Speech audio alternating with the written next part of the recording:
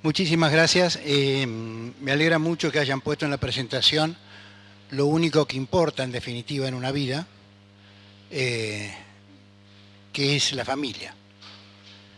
El resto, bueno, son cosas que pasan. A veces uno se esfuerza más, se esfuerza menos, y cuando llega un cierto momento de la vida se da cuenta que son todas cosas que tuvieron una importancia relativa, que está bien hacerlas, pero tuvieron una importancia relativa. Pero en cambio, lo único que sin duda, ahí sí, sí, lo único que sin duda tiene una importancia decisiva es la familia. Y es curioso porque les aseguro que no tuve que hacer ningún esfuerzo para tener 8 hijos.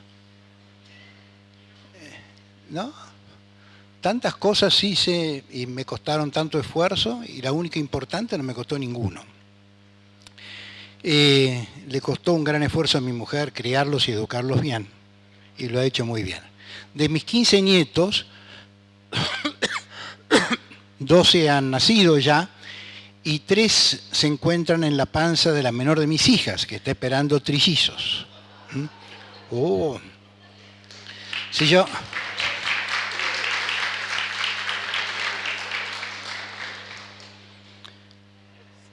Si yo no fuera tan torpe para poder subir cosas en las presentaciones, hubiera podido empezar hoy con una imagen de los trillizos, de los cuales 2 son gemelos y el otro es un mellizo, digamos, viene de un óvulo distinto.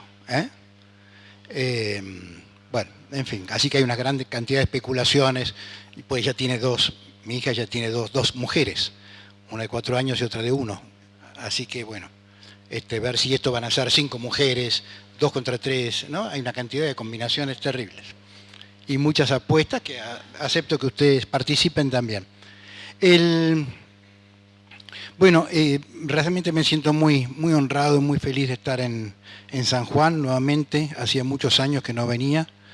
Siempre es una gran alegría para mí porque es una provincia que me ha hecho sentir siempre muy feliz, muy contento.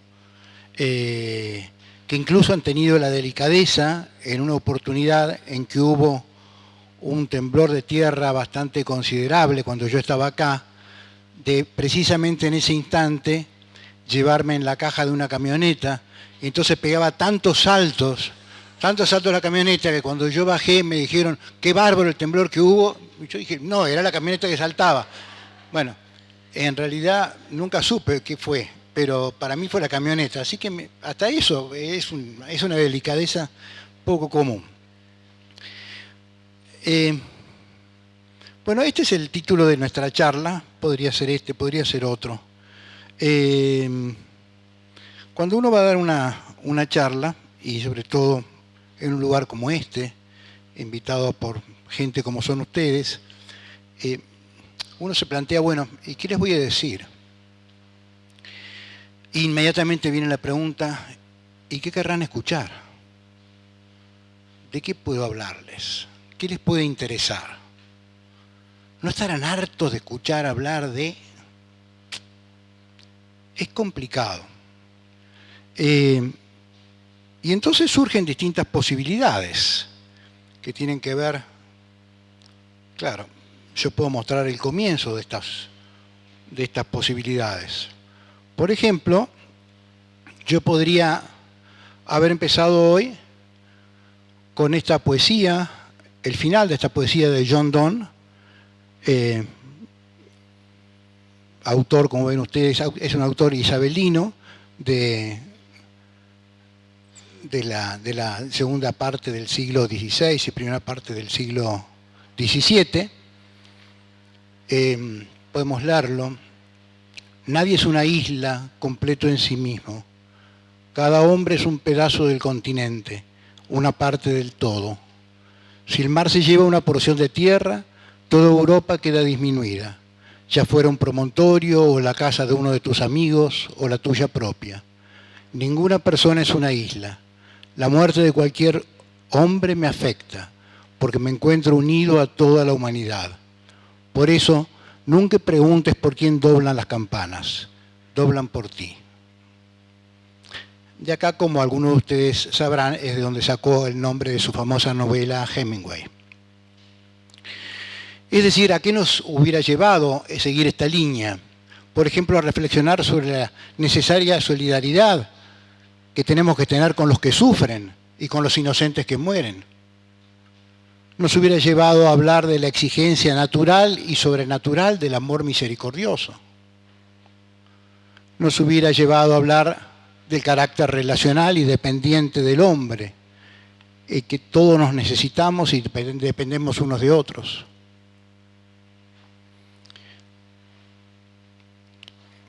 Esto es una posibilidad que podríamos haber recorrido. También podríamos haber recorrido esta, más común, y algunos de ustedes me han escuchado hablar varias veces sobre estos temas. Empezar con la realidad argentina, describir el mal, e inmediatamente invitarlos a reflexionar sobre el peligro que entraña quedarse contemplando el mal. El mal hay que conocerlo, hay que reconocerlo, por supuesto. Tenemos que saber dónde está. Pero una vez visto el mal, se acabó. A partir de ese momento lo que hay que hacer es combatirlo, no quedarse mirándolo, porque hay como una suerte de fascinación del mal. Es un peligro muy grande que nos puede llevar a nosotros en muchos casos a la desesperanza, a pensar que ya esto no tiene remedio, a pensar que son tantos, ¿no es cierto? A ver, recién Lilian nos contaba muy bien con el tema terrible de la ideología de género. Son tantos los... Claro, uno dice, toda esta gente, está el Estado Nacional. Está el Estado Nacional cuando gobernaba Cristina, está el Estado Nacional cuando gobierna Macri. Va a estar el Estado Nacional muy probablemente cuando gobierna el próximo. Pero no solamente está el Estado Nacional, sino que está las Naciones Unidas, están los organismos internacionales, están todos ellos apoyando esto. Hay grupos en Argentina que están llenos de dinero para hacer esto. Entonces yo veo todo eso y digo, ¿qué somos nosotros? Y ustedes se dirán, ¿qué somos nosotros?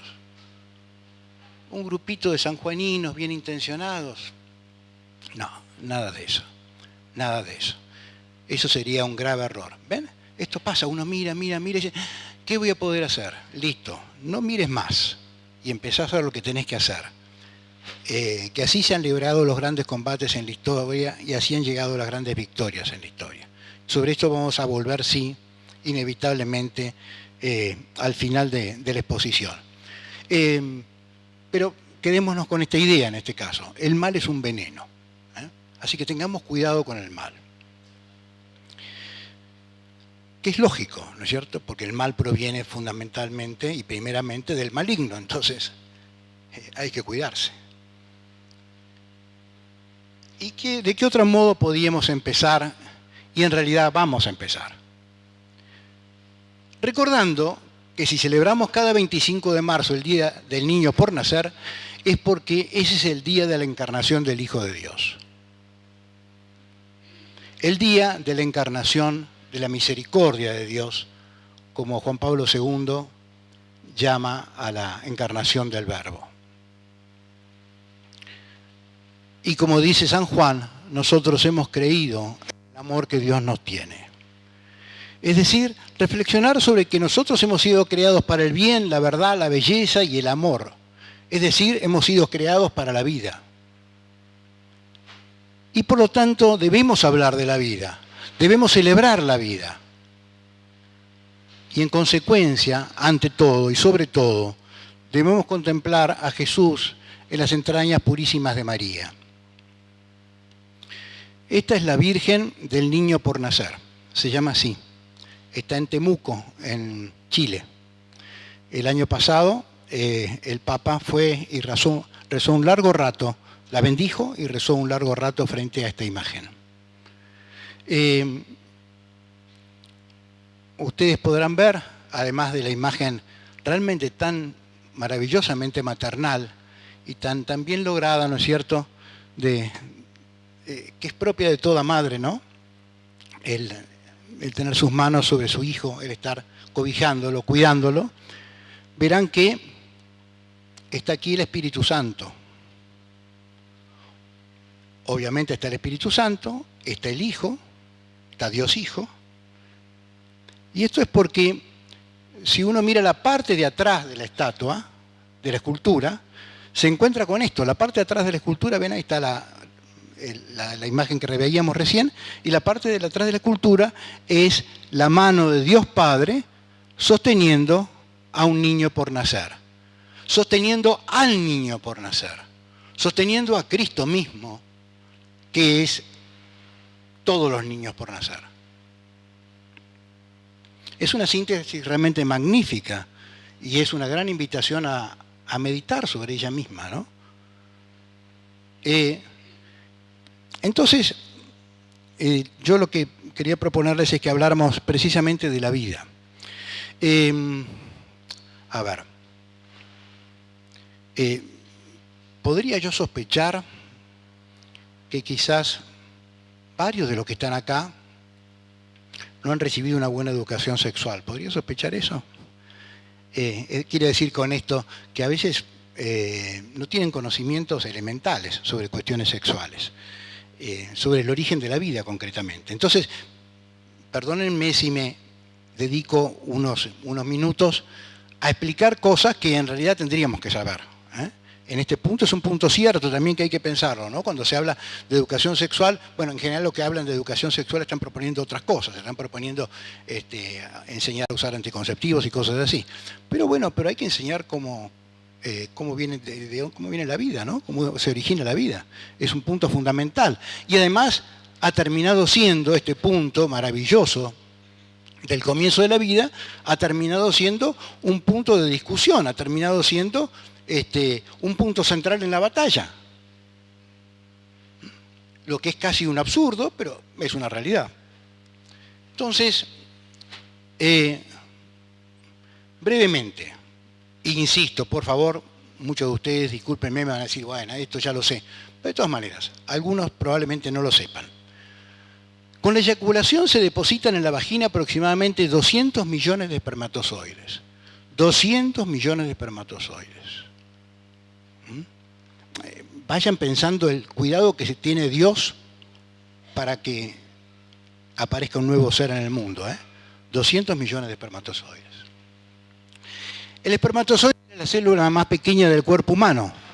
Mide 50 micrones en total, pero ustedes tendrán presente que tiene una forma, ¿no es cierto?, como una colita, ¿eh? Una cabeza y una colita.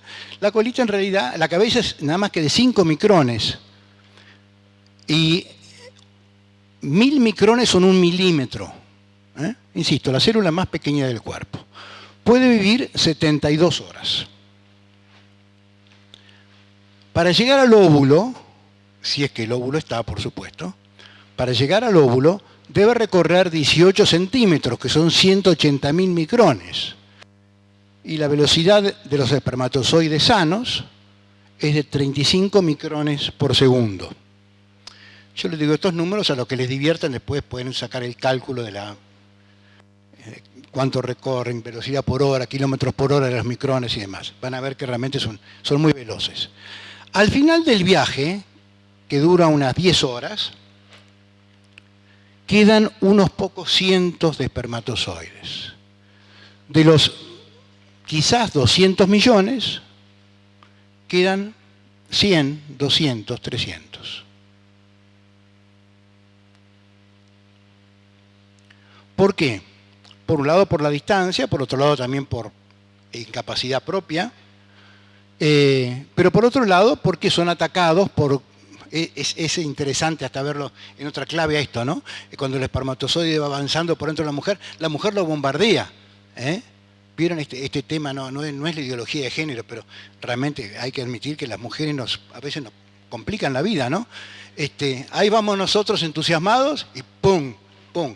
Nos empiezan a tirar glóbulos, a bombardear con glóbulos blancos. Porque claro, los glóbulos blancos los detectan al espermatozoide como un intruso. Es un intruso en realidad. Y entonces, ¿qué hacen? Bueno, también está el pH, ¿no es cierto? El ambiente ácido también destruye los espermatozoides. Y el fluido seminal, en cambio, que está formado por azúcares, tiene dos funciones. Es un combustible para el camino y es una protección del ataque de los glóbulos blancos. Por otro lado tenemos el óvulo, que es la célula más grande del cuerpo humano. Tiene 200 micrones de diámetro y el núcleo es de entre 20 a 50 micrones. El óvulo solo espera 24 horas. Solo espera 24 horas. Emite señales para orientar a los espermatozoides y cuando el espermatozoide que va a fecundarlo se aproxima, se produce un reconocimiento genético mutuo.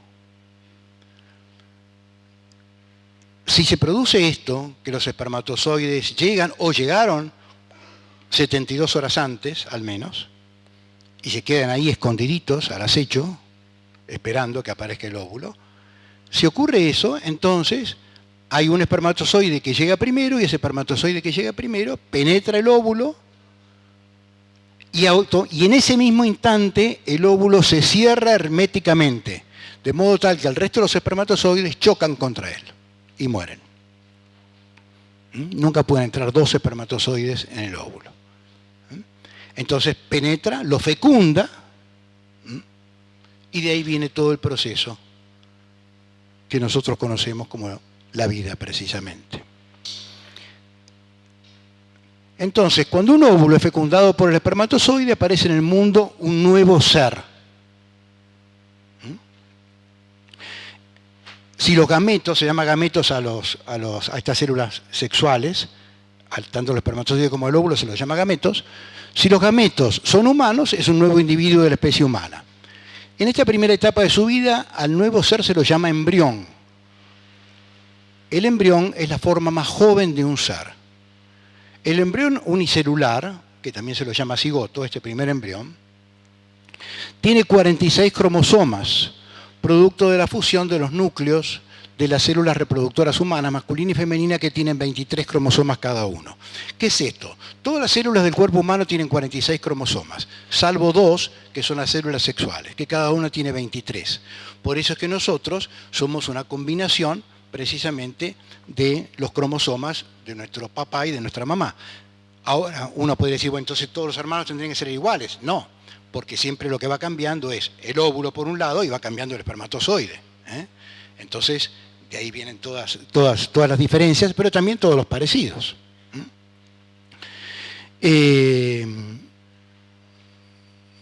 Cuando hay mellizos, lo que nosotros llamamos mellizos normalmente, o sea, quiero decir que no se parecen entre sí, lo que ha ocurrido es que la mujer ha ovulado 2 veces.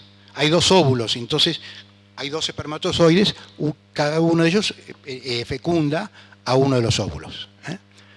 En cambio, cuando hay gemelos, ocurre esto mismo, pero a los pocos días de crecer el embrión, empieza a crecer el embrión y a partir de un determinado momento, entonces se separa del embrión, aparece un nuevo ser. No es que se divide por 2 y de uno se hacen 2, no. El que venía sigue como venía, pero aparece un nuevo ser que por eso son idénticos y por eso tienen la misma carga genética ambos. De esos 46 cromosomas, uno de ellos es el del sexo. Y detengámonos un segundo ahí aprovechando lo que nos decía Lilian hace un rato. Es el del sexo. No nace ningún ser, ni humano, ni tampoco ningún mamífero, ningún ser que nazca de este modo, no comienza a ser nadie que no sea varón o mujer, porque uno de los cromosomas es el sexual. Entonces, este tema de que el sexo es algo cultural, el sexo se asigna, es una burrada. Es una burrada, por supuesto que está hecha a propósito y contando con la ignorancia o la complicidad de la gente que participa de esas reuniones. Es decir, los ministros de educación que firman algo o que aceptan en sus jurisdicciones que haya algo que diga que el sexo se asigna, son necesariamente o unos brutos o unos sinvergüenzas. No hay otra posibilidad. No pueden ignorar esto. No pueden ignorar esto. Estamos hablando de biología. Esto no es una cuestión ideológica. Es así. Esto es así. Está en cualquier manual. Cualquier manual de biología lo van a encontrar.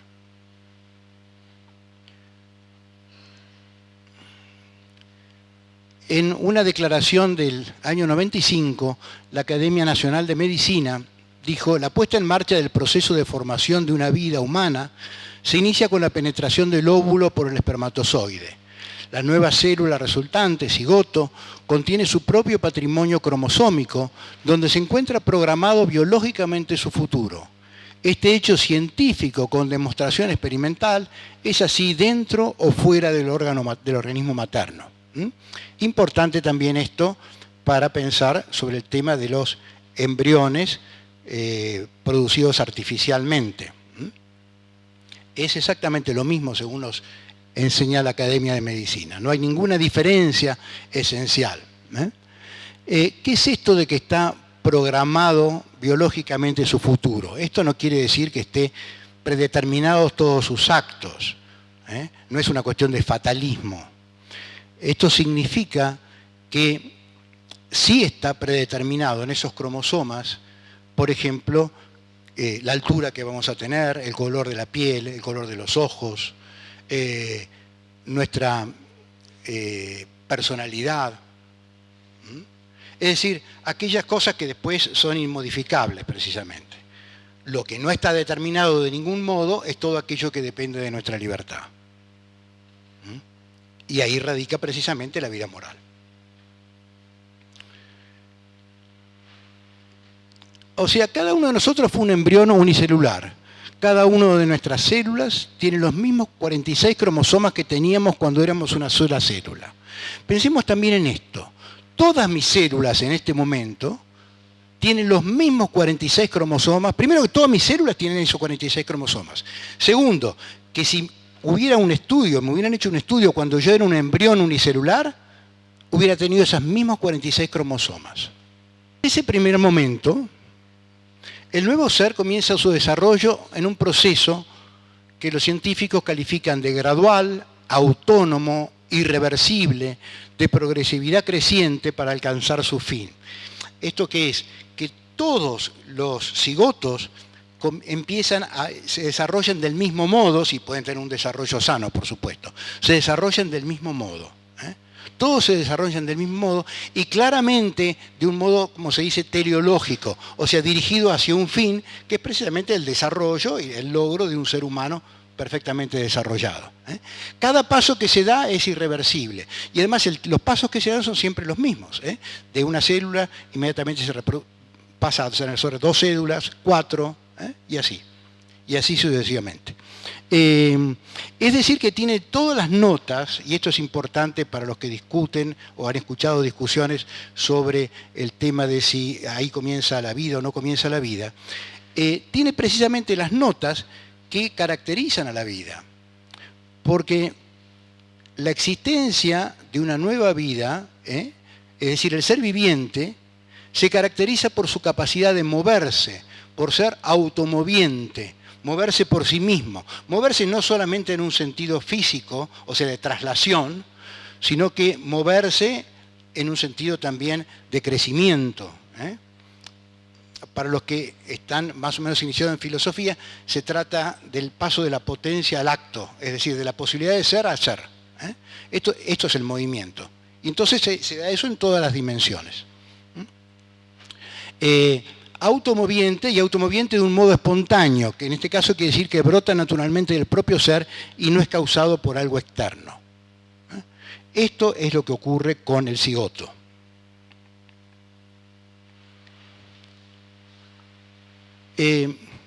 Ahora, y ya sé que ustedes dirán, bueno, si va a seguir así esto va a ser eterno, pero de todas maneras también me gustaría, reflexionando sobre esto, hace muchos años escribí, lo que después fue parte de un libro, escribí algo sobre esto, sobre este fenómeno, y lo voy a llamar, para leerlo aquí, lo voy a llamar Una historia de amor.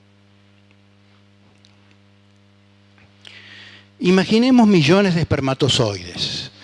Esos millones de espermatozoides y no otros. Esos. Los que un hombre acaba de producir, siguiendo un camino difícil, agotador. La mayoría mueren en el intento. Algunos cientos se acercan al óvulo que parece llamarlos. El óvulo proviene del misterio corporal y fecundo de la mujer. Es él mismo como una mujer. Atrae, llama en silencio, con una fuerza irresistible. Los espermatozoides avanzan decididos, necesitan unirse a ella. En ello se cifra su vida y su destino. Necesitan unirse a ella en el acto de amor más profundo que enseña la naturaleza. Serán una sola carne, serán un solo ser. Lo que entre el varón y la mujer es a veces una realidad espiritual y en todo caso el anhelo más profundo, llegar a ser uno como fruto de su amor, entre el espermatozoide y el óvulo será una realidad concreta y maravillosa. Al penetrar el primer espermatozoide en la capa protectora del óvulo, sus núcleos se unirán y de dos harán uno. Perderán su propia identidad para fusionarse en el nuevo y irrepetible ser humano. Será una unión amorosa de pura atracción natural. Y ese amor será vida. Alguien dirá que no puede llamarse amor a lo que ocurre entre dos células que nada pueden sentir. Pero es que no se trata de un amor celular. Estamos frente al amor de Dios manifestado en la creación de la vida. De esa vida. De esa y no de otra. Es común explicar esta etapa final que precede a la unión como una suerte de carrera entre los espermatozoides de la que resulta un ganador. Yo creo más bien que bajo la apariencia de una carrera se está cumpliendo el plan eterno de Dios. Llega primero el espermatozoide que debía llegar. Desde toda la eternidad, ese espermatozoide y ese óvulo se buscaron para fusionarse en esa hora prevista, la única en la que esa persona en particular podía existir. Quizás los padres, aquellas personas de las cuales provinieron el óvulo y el espermatozoide, se amaran.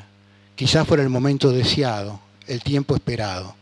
O quizás fuera una supuesta casualidad no deseada. O quizás fuera la terrible realidad de una violación. Entre varón y mujer la relación puede ir desde la más sublime a la más repugnante. Pero en la unión de atracción natural entre el espermatozoide y el óvulo siempre habrá un misterio de amor divino por el que un ser humano pasará del no ser al ser. Y misterio de los misterios, si no era en esa hora precisa, esa concreta persona nunca hubiera sido. Porque aún en el caso de la violación, desde toda la eternidad, Dios había proyectado obtener un bien maravilloso y un mal terrible. La unión es amor y el amor es vida. Y ese amor está más allá de todo amor humano, como esa vida es don misterioso de Dios y no del hombre. Es decir, aunque los hombres participemos, esto también tengámoslo presente, porque a veces de tanto hablar de estas cuestiones nos olvidamos de lo principal, aunque los hombres participemos en el origen de la vida humana, solo depende de Dios la existencia de esa vida personal y concreta. Cada vida concreta, por tanto, es un don, un regalo misterioso del amor de Dios.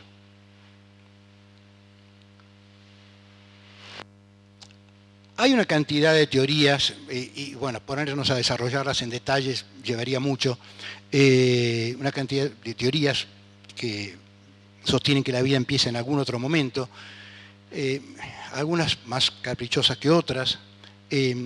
Hay, por ejemplo, teorías teológicas, quiero decir, sostenidas por algunos teólogos, que hablan de animación retardada. Dicen, por ejemplo, que el embrión unicelular no es materia que esté preparada suficientemente como para recibir el alma y que hace falta que crezca un poco para recibir el alma y que mientras tanto tiene una vida vegetal.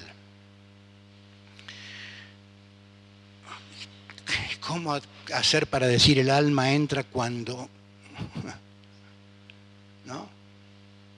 No sé. Es decir, no sé. Lo que yo sí he leído y lo que sostienen otros teólogos, la mayoría de los teólogos, por cierto, y la Iglesia, es que el embrión es una materia, es decir, justamente el cigoto, ese cigoto que se forma, es una materia perfectamente predispuesta para recibir un alma. Pero bueno, ya ven ustedes, también hay teorías sobre estas cosas. Después hay otra teoría biológica que es la de la gemelación, y esto tiene que ver con mis nietos. Es decir, hay muchos que sostienen, en el campo de la biología, que sostienen que en realidad no se puede decir que la vida empieza en el momento de la fecundación, en la cual reconocen, porque todos reconocen que en realidad en ese momento ya hay algo, ya hay vida, digamos. Dice que no se puede así porque durante un cierto tiempo, más o menos 10, 12 días, podría aparecer un gemelo. Entonces, como dicen que podría aparecer un gemelo, no se sabe si es una vida o dos. El argumento no parece muy fuerte que digamos, ¿no es cierto? Por un lado, porque si lo miramos desde nosotros y volvemos para atrás, es evidente que siempre fuimos nosotros. No hay ningún momento en el cual yo deje de ser yo. El último momento, o el primero de los momentos, pero el último sería... ¿Qué es ese papel? ¿Qué es ese papel? Imposible. Bueno, en fin, estos argumentos son todos rebatibles.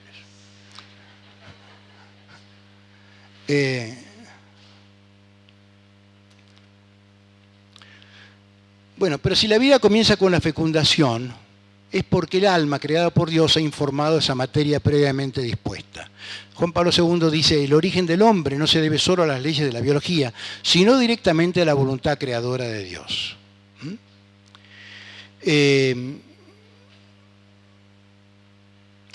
Estos textos de Juan Pablo II son realmente magníficos sobre el tema del valor de la vida humana, la dignidad de la vida humana.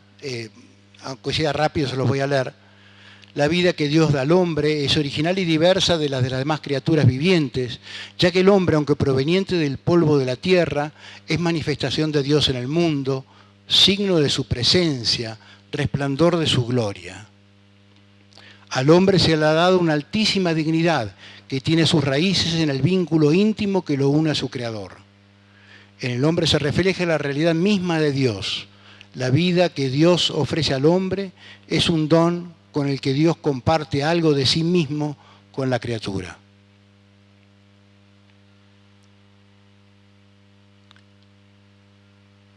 Este es entonces el fundamento primero y decisivo de la dignidad humana, que en el hombre se refleja la realidad de Dios y que hay en él algo de Dios mismo.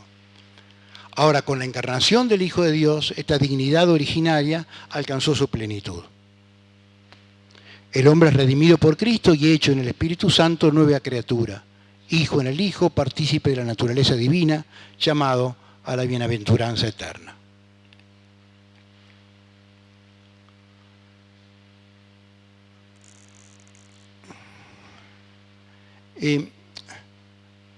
Mi reflexión de Juan Pablo II, el segundo párrafo.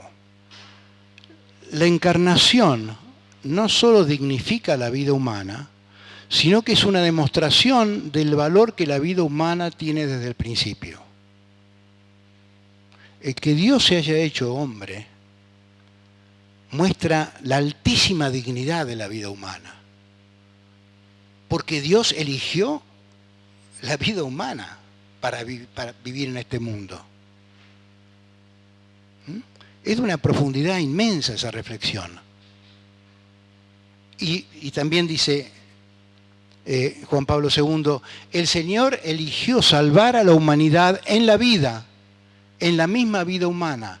Ella es el lugar donde la salvación se realiza. Ciertamente, Dios nos podría haber salvado de muchos modos, pero nos salvó haciéndose hombre. Eligió la vida humana para salvarnos. Qué grande tiene que ser entonces la vida humana. Qué digno tiene que ser el ser humano.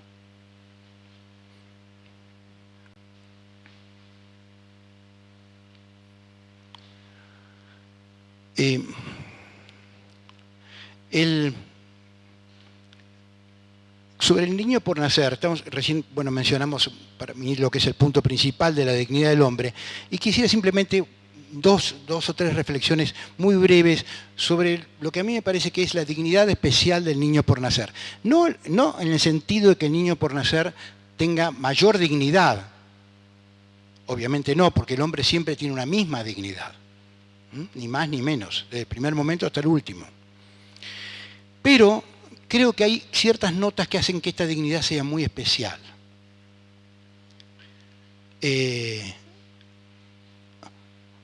Por lo pronto, la primera, y que a mí siempre en fin, es un punto como para pensar, ¿no es cierto?, es que la vida cuando comienza, transcurre en la proximidad del acto de creación.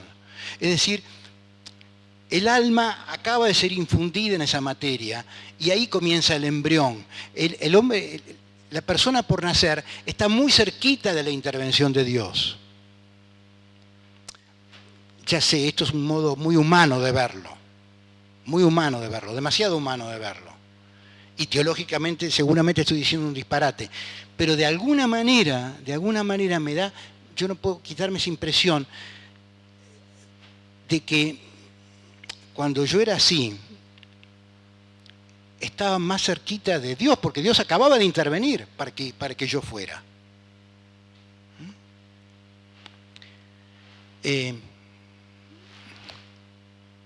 Por eso acá les pongo, lo cierto es que el instante único de la creación resulta de algún modo incomparable con todo su desarrollo posterior.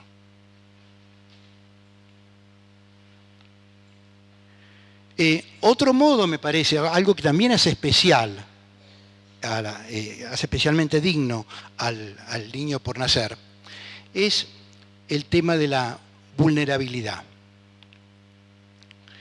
¿Por qué? Porque si ustedes se acuerdan este pasaje de Mateo 25, sobre el juicio final, ¿no? ¿Se acuerdan aquello de porque tuve hambre y me diste de comer, ¿no es cierto? A unos y a los otros porque tuve hambre y no me diste de comer, etc. Es decir, dice ahí que se está refiriendo a todos, es decir, la Biblia de Jerusalén, por ejemplo, cuando comenta esto, dice que se está refiriendo a todos los necesitados. Efectivamente, nuestro Señor está poniendo algunos ejemplos de ayuda a aquellos que lo necesitan. Entonces, en ese sentido, en cada embrión palpitante de vida nueva está Cristo que implora nuestra protección, nuestra ayuda, nuestra misericordia. Porque Cristo dice, tuve hambre, yo tuve hambre y no me diste de comer. ¿Cuándo? Cuando no le diste de comer al hambriento. Yo era un embrión que necesitaba protección y vos no me la diste. ¿Cuándo, Señor? Cuando pasó tal cosa.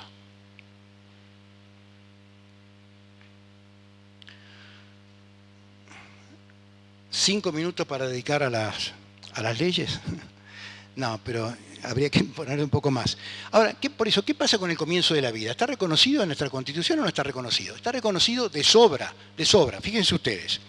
Quizás conozcan el artículo 75, inciso 22 de la Constitución, que establece que hay una serie de convenciones de derechos humanos y dice que tienen jerarquía constitucional en las condiciones de su vigencia, o sea, del modo en que fueron incorporadas al orden jurídico nacional.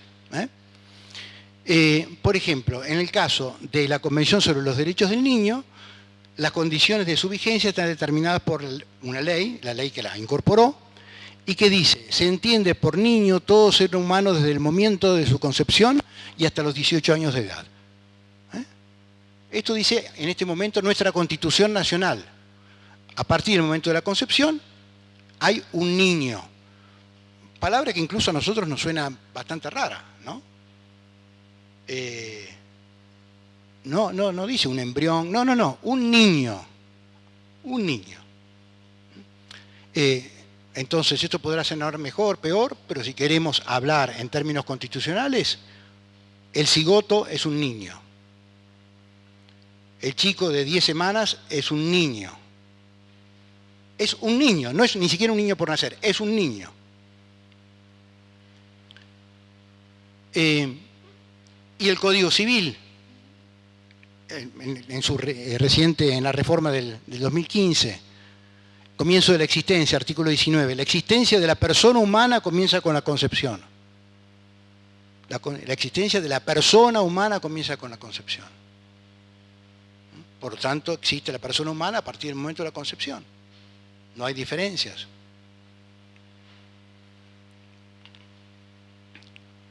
Pero si si alguien dijera, bueno, pero lo del niño, bueno, también el artículo 75, inciso 23 de la Constitución, califica como niño a la persona antes de nacer, porque habla de niño, no importa ahora en qué condiciones, dice niño desde el embarazo hasta la finalización tiene que ver con la escolaridad. O sea que también lo llama niño. La Convención Americana sobre Derechos Humanos dice otra cosa que es importante también. Persona es todo ser humano. Esto es importante porque en otros países, sobre todo en Europa y también en Estados Unidos, se sostiene una cosa distinta, que no toda persona es un ser humano, sino que se comienza a ser persona, es decir, toda persona es un ser humano, pero no todo ser humano es una persona. Se comienza a ser persona a partir de determinado momento. Esto es lo que le permitió, por ejemplo, por lo menos en la argumentación, a la Corte Suprema de Estados Unidos, en el fallo Roe versus Wade, legalizar el aborto en Estados Unidos. Si Roe versus Wade, si la Corte de Estados Unidos hubiera tenido esta norma, no digo que no lo hubiera hecho de todas maneras, porque no lo sé, pero no hubiera podido decir lo que dijo. Conclusión, nuestro orden jurídico reconoce que la vida humana comienza con la concepción y que todo ser humano es persona. La exigencia jurídica de proteger la vida de la persona por nacer. Declaración Universal de Derechos Humanos, también están todos en la Constitución. Todo individuo tiene derecho a la vida, a la libertad, etc. Todo individuo tiene derecho a la vida. Convención Americana. Todas las personas son iguales ante la ley y en consecuencia tienen derecho sin discriminación e igual protección de la ley. Convención sobre los derechos del niño. En todas las medidas concernientes a los niños, bueno, hay que tener en cuenta, todas las medidas concernientes a los niños que tomen las instituciones públicas o privadas de bienestar social, los tribunales, las autoridades administrativas o los órganos legislativos, una consideración primordial a que se atenderá será el interés superior del niño. Cuando se está por hacer una ley, cuando el gobierno está por resolver algo, cuando la Corte está por resolver algo, tiene que tener en cuenta el interés superior del niño.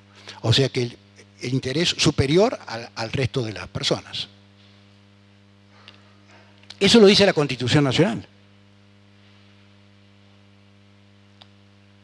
También dice la Constitución, por lo tanto, a través de la Convención sobre los Derechos del Niño, reconocen que todo niño tiene el derecho intrínseco a la vida. ¿Intrínseco qué es? Que es inherente a él mismo, que no le ha sido dado ese derecho. No es algo que el Estado le pueda quitar porque el Estado no se lo dio. Y luego, los Estados partes garantizarán en la máxima medida posible, la supervivencia y el desarrollo del niño. E incluso la Corte Interamericana de Derechos Humanos ha dicho en un fallo, toda persona que se encuentre en situación de vulnerabilidad es titular de una protección especial. Por supuesto que no estaba pensando en el niño por nacer, pero de todas maneras lo dijo. Y una vez que lo dijo, ¿qué dice la Constitución de la provincia de ustedes? Bueno, ustedes la conocen mucho mejor que yo. El artículo 15. La vida es uno de los derechos inviolables de las personas. Inviolable de las personas. Cuando se es persona, persona es todo ser humano, lo dice la Constitución Nacional. ¿Desde cuándo? Desde la concepción.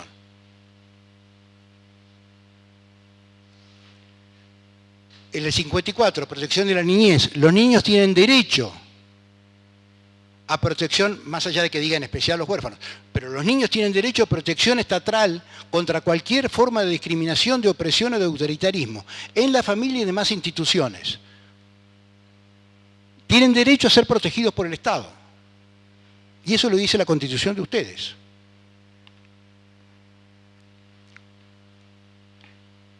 Conclusión jurídica. Toda persona tiene derecho a la vida, el que debe ser garantizado por el Estado Nacional y las provincias sin discriminación alguna. La vida de la persona por nacer, su supervivencia y desarrollo debe ser garantizada en el más alto grado posible, y esto hasta el punto de que en toda medida que adopte cualquiera de los tres poderes del Estado, se debe privilegiar ante todo y sobre todo el interés del niño, ya que se lo considera superior a cualquier otro interés. Estas obligaciones nacen de convenios internacionales y de las exigencias que los argentinos nos hemos autoimpuesto a través de la Constitución Nacional. ¿Hace falta decir que los gobernantes nacionales y provinciales tienen la obligación de cumplir la Constitución? Cuando se les toma el juramento, que ahí aparece, Es a lo único que se comprometen. No se comprometen a ser buenos políticos. Se comprometen específicamente a esto, a hacer cumplir la Constitución Nacional.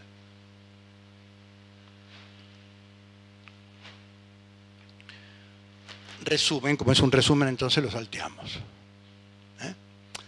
Y para terminar, seguro que ya pasaron mucho más que los 10 minutos, pero bueno, para terminar.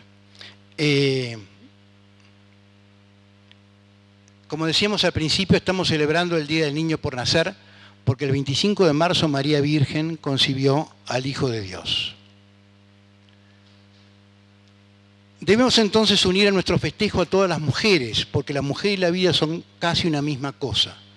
No hay en el universo relación más estrecha y profunda que la de una madre con su hijo. Cuando Dios quiso explicarnos cómo nos ama, se asemejó a una madre. A través del profeta Isaías dice: ¿se olvida una madre de su criatura? ¿No se compadece del hijo de sus entrañas? Pero aunque ella se olvide, yo no te olvidaré.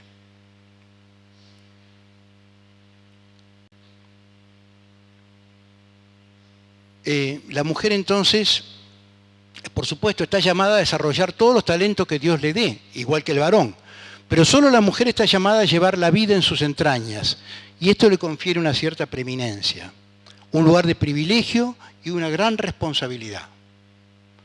Por eso creo que en este combate la mujer ocupa un lugar de enorme importancia, probablemente mayor que el que ocupamos nosotros, los varones, quiero decir. Bueno, aquí después de la mujer había que hablar de la sagrada de la familia, pero salteo la familia, porque ustedes más o menos podrán imaginarse lo que iba a decir. Y ya llegó a la parte final, que es esta convicción de que la vida triunfará. Debemos combatir. Hemos sido creados para el combate. Nuestras armas son la fe, la oración y el amor y todos aquellos dones que Dios nos haya regalado a cada uno de nosotros. No debemos tener miedo, porque Dios ha vencido al mundo. Y nosotros, a pesar de nuestras miserias, nuestras traiciones, nuestras cobardías, integramos su milicia. Combatimos en Cristo y por Cristo. Somos meros instrumentos. Dios dará el fruto que quiera a través nuestro. Combatimos el buen combate de nuestro Señor Jesucristo. Y en Cristo ya hemos vencido. Solo nos queda hacer nuestra parte. Nuestra parte es pequeña, pero imprescindible. Nuestra bandera es la vida con mayúscula, que es el mismo Cristo, y la vida minúscula, pero sagrada, de cada niño por nacer. Y sabemos que la vida triunfará, porque hemos sido creados para la vida y no para la muerte. Y porque Cristo venció a la muerte con la vida. Y para terminar, quisiera repetir algo que quizás alguno de ustedes recuerde, pero lo dije hace muchos años cuando me invitaron a dar una charla acá en esta misma fecha. Y voy a decir las mismas palabras, no por pereza intelectual, sino porque persevero en esa idea. He leído que el nombre de San Juan de esta ciudad se refiere a San Juan Bautista, aquel de quien Jesús dijo que no ha surgido entre los nacidos de mujer uno mayor que Juan el Bautista. Quizás ustedes recuerden la historia de la muy temprana relación de Juan con nuestro Señor. María, habiendo ya concebido a Jesús, es decir, unos días después de nuestra fiesta del niño por nacer, se encaminó a una ciudad que queda cerca de Jerusalén, donde vivía su parienta Isabel. Se había enterado que Isabel, a pesar de su vejez, había concebido a quien sería Juan el Bautista. Al llegar, dice el relato, entró en casa de Zacarías y saludó a Isabel. En cuanto oyó Isabel el saludo de María, saltó de gozo el niño en su seno. Es este el único encuentro que registra la historia entre dos niños por nacer. Y ustedes llevan el nombre de uno de ellos. Nada menos que el de aquel que fue el primero en reconocer a Jesús. El de aquel que mostró la realidad maravillosa de la vida de los niños por nacer, saltando de gozo en la panza de su mamá. Qué privilegio el de ustedes, qué extraordinario privilegio. No puedo sino recordar aquel verso de Leopoldo Marechal. Mira que al recibir un nombre se recibe un destino. No me cuesta entender entonces que estén ustedes llamados a un destino maravilloso e inexorable. Ser la voz de los que aún no tienen voz, proclamar con su vida la dignidad y los supremos derechos de quienes aún no han nacido.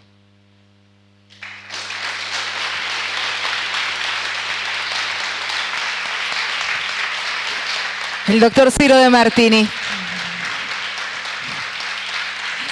Debo recordar que fui testigo, me tocó presentarlo en el año 2012 cuando usted hizo la misma. ¿Perspectiva de género?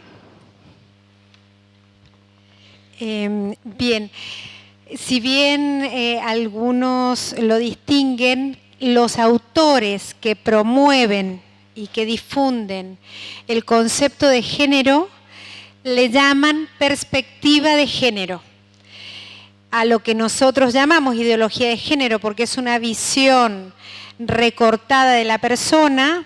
Los que lo proponen le llaman perspectiva de género. Por tanto, yo personalmente no estoy de acuerdo con una distinción que se está divulgando con respecto a perspectiva e ideología, entendiendo que la ideología sería lo equivocado y la perspectiva sería lo acertado. ¿Por qué? Porque induce a confusión. Discriminar estos términos requiere mucho tiempo, mucho estudio, y si nosotros usamos esos términos, abrimos puertas, permeamos las conciencias de las personas para que acepten un concepto que tiene un grave error antropológico en su base. Por eso, en mi postura personal, yo entiendo que la perspectiva de género, tal como sus autores le llaman, es la ideología de género. Para mí es lo mismo, ideología que perspectiva de género, porque es cierto que hay elementos culturales, hay una influencia cultural en la forma en que las sociedades entienden lo masculino y lo femenino. Pero la perspectiva de género o ideología de género va mucho más allá y entiende que incluso el cuerpo y los roles de madre, de padre, de esposo, de esposa, son construcciones culturales. Entonces, yo personalmente no adhiero a esa distinción porque entiendo que es una puerta que facilita que el común de la gente que no tiene acceso a estas distinciones, discriminaciones puntillosas, simplemente incorpore un concepto y, como dice Foucault, Foucault dice que la batalla está dada en el lenguaje. Entonces, aceptado el concepto, es más fácil que las personas lleguen a aceptar la concepción del mundo y de la vida que se quiere proponer con ese concepto. Por eso yo personalmente no comparto, entiendo que perspectiva, como dicen sus autores, es lo mismo que lo que nosotros llamamos ideología. Pregunta personal. Entonces, para nombrarlo, entiendo la pregunta de la señora. Para uno referirse de manera correcta, debería decirlo de qué manera. ¿De qué manera cuando uno, por ejemplo, a mí en el caso comunicacional, por ejemplo, de qué manera deberíamos referirnos en ese término? Para mí, en forma indistinta, si lo llamamos como le llaman los autores de esto que yo he presentado, perspectiva. Desde nuestra perspectiva es una ideología, pero ellos le llaman perspectiva. Muchas gracias. ¿Consultas? ¿Quedó alguna pregunta por allí? Han sido muy claros nuestros dos disertantes en esta tarde, han sido muy claros en sus conceptos y en su locución. Les brindamos un fuerte aplauso y el agradecimiento enorme de tenerlos con nosotros, a la doctora Liliana, además en la provincia, y especialmente al doctor Ciro De Martini, que renovando esta nueva oportunidad de tenerlo acá, trayendo sus conceptos claros también.